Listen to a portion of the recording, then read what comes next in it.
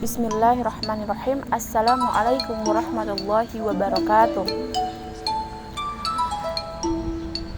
Baiklah, sebelumnya perkenalkan, nama saya Sri Rahayu Jenuke, kelas 1B Pendidikan Bahasa Arab, Fakultas Ilmu Tarbiyah dan Keguruan YIN Sultan Amai Gorontalo. Di sini saya akan menjelaskan mengenai hasil bacaan saya tentang logika dan berpikir secara ilmiah. Logika berasal dari kata Yunani atau kuno logos yang berarti hasil pertimbangan akal pikiran yang diutarakan lewat kata dan dinyatakan dalam bahasa. Sebagai ilmu, logika disebut dengan logik. Filsafat tanpa logika, akal gagal menelah fenomena. Logika akan membangun kepercayaan seseorang yang berlogika akan semakin mengangkat harga dirinya. Misalnya ketika logika itu diterapkan pada keputusan Tuhan, orang harus sering berargumentasi. Atau ilmu logika, ilmu pengetahuan yang mempelajari percakapan unit atau percakapan unit berpikir secara lurus, tepat, dan teratur. Sedangkan menurut Sudarsono, logika memiliki pandangan dalam arti sempit dan luas. Logika dalam arti sempit adalah logika yang mempelajari asas penalaran yang luas. Logika dalam arti sempit adalah logika yang mempelajari asas penalaran yang bersifat deduktif, yaitu penalaran yang menurunkan suatu kesimpulan mengira pangkal pikiran, sehingga bersifat benar hanya berdasarkan bentuknya. Logika dalam arti luas adalah mencakup perbincangan yang sistematis mengenai pencapaian dan kesimpulan-kesimpulan dari berbagai bukti tentang bagaimana sistem-sistem penjelasan disusun dengan ilmu alam, termasuk di dalamnya membahas tentang logika itu sendiri. Kemudian, menurut Hakim dan Saebani, bahwa logika merupakan ilmu tentang pedoman atau pengaturan yang dapat menegakkan pikiran dan menunjukkannya kebenaran dan lapangan yang tidak bisa dijamin kebenarannya, yang bermaksud untuk digunakan agar kita dapat membetulkan dijamin kebenarannya, yang bermaksud untuk digunakan agar kita dapat membentukkan pemikiran orang lain, atau agar orang lain dapat membenarkan pemikiran kita, atau kita dapat membetulkan pemikiran kita sendiri. Nama logika untuk pertama kali muncul pada filsuf Cicero abad ke-1 sebelum Masehi, tanpa masih dalam arti seni berdebat. Alexander Aphrodisias atau sekitar permulaan abad ke-3 sesudah Masehi adalah orang yang pertama kali menggunakan kata logika dalam arti ilmu menyelidiki lurus tidaknya pemikiran kita. Logika memang esensi berpikir filsafatian sehingga membuat permainan-permainan dunia. Jadi, logika merupakan salah sebuah ilmu pengetahuan di mana objek materialnya adalah berpikir, khususnya penalaran atau proses penalaran, dan objek formal logika adalah berpikir atau penalaran yang ditinjau dari segi ketetapannya. Kemudian, prinsip-prinsip dasar dalam logika ilmu. Setiap ilmu pengetahuan yang telah berdiri sendiri atau menjadi disiplin ilmiah tersendiri masing-masing memiliki prinsip-prinsip dasar tertentu. Dengan prinsip diartikan sebagai suatu pernyataan yang mengandung unsur kebenaran umum atau universal dan unsur kebenaran khusus. Adapun yang dibuat dengan prinsip dasar adalah suatu pernyataan kebenaran yang universal yang kebenarannya sudah terbukti dengan sendirinya, tanpa membutuhkan lagi hal-hal yang guna membuktikan kebenarannya itu sendiri. Prinsip dasar ini berfungsi sebagai dasar bagi semua pembukti. Kemudian, logika itu memiliki pula prinsip-prinsip dasar tertentu, yaitu segala kebenaran dalam logika dianggap benar, di mana semua pemikiran kita harus berdasarkan kebenaran ini, agar pemikiran kita valid, sahih, benar, dan memperoleh pengetahuan yang benar. Kemudian,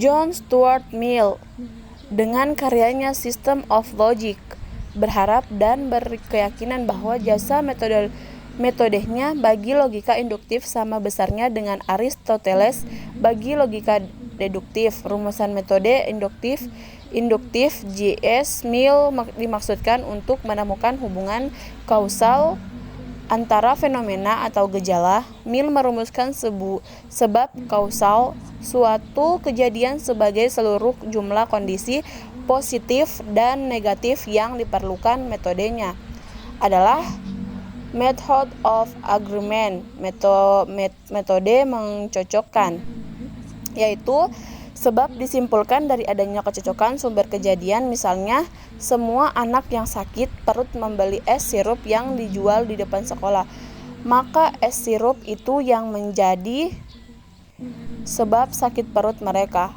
Yang kedua, method of difference atau metode membedakan. Sebab itu disimpulkan dari adanya kelainan dalam peristiwa yang terjadi. Misalnya, seorang A yang sakit perut mengatakan telah makan sop buntut, nasi rendang, dan buah dari kaleng. Sedangkan B yang tidak sakit perut mengatakan telah makan sop buntut, nasi, dan rendang. Maka disimpulkan bahwa buah dari kaleng yang menyebabkan sakit perut. Joint method of agreement and difference atau metode mencocokkan dan membedakan. Metode ini mencocokkan dan membedakan. Metode ini gabungan dari metode 1 dan 2. Kemudian metode yang keempat, method of commentant variation, metode perubahan selang-seling yang seiring. Metode ini merupakan pembaruan dari ketiga metode di awal dan dalam penggunaannya luas. Apabila ketiga metode di atas bersifat kualitatif, sedangkan metode perubahan selang-seling yang sering dapat disebut sebagai metode kuantitatif. Pertama ini penyimpulannya induktif. Kemudian yang terakhir, metode of residues atau metode menyisakan. Metode ini dicirakan atau dapat dikatakan deduktif karena bertumpu kuat pada hukum-hukum kausal yang sudah terbukti sebelumnya. Namun semakin demikian, kendati terhadap premis-premis yang berupa hukum-hukum kausal, kesimpulannya metode ini sifatnya probe dan tidak dapat didiskusikan secara sah dan premis-premisnya. Henry Newman juga memberikan jasa pada pemikiran tentang logika dalam karyanya Easy in Aid of Grammar of Saint 1870. Dalam bukunya tersebut terdapat 3 macam pembentuk pemikiran. Kemudian berpikir ilmiah. Berpikir ilmiah adalah berpikir yang logis dan empiris. Logis masuk akal, empiris dibahas secara mendalam berdasarkan fakta yang dapat dipertanggungjawabkan. Menurut Salam 1997 sampai 139, berpikir bahwa merupakan kegiatan akal yang memperoleh pengetahuan yang benar. Berpikir ilmiah yaitu berpikir dalam hubungan yang luas dengan mendefinisikan berpikir ilmiah yang merupakan proses pengembangan pikiran yang tersusun secara sistematis yang berdasarkan pengetahuan ilmiah yang sudah ada. Kemudian macam-macam metode berpikir ilmiah.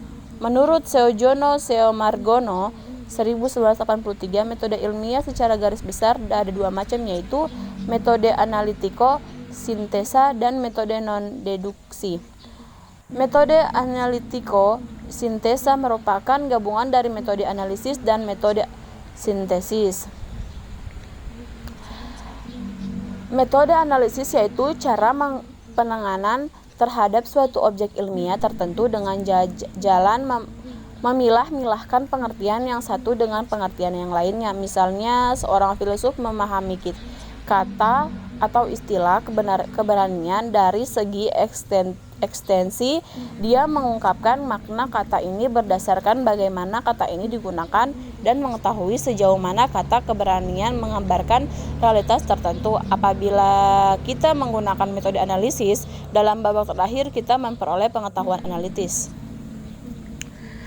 Kemudian Metode sintesis yaitu cara penanganan terhadap suatu objek tertentu dengan cara menggabungkan pengertian yang satu dengan pengertian yang lainnya sehingga menghasilkan suatu pengetahuan yang baru. Contohnya, ilmu adalah aktivitas, dua, ilmu adalah metode, ilmu adalah produk, dan jadi hasil sintesisnya yaitu ilmu adalah aktivitas, metode, dan produk. Baiklah, mungkin itu yang dapat saya sampaikan dari hasil bacaan saya. Saya akhiri, wabillahi taufiq wal hidayah. Wassalamualaikum warahmatullahi wabarakatuh.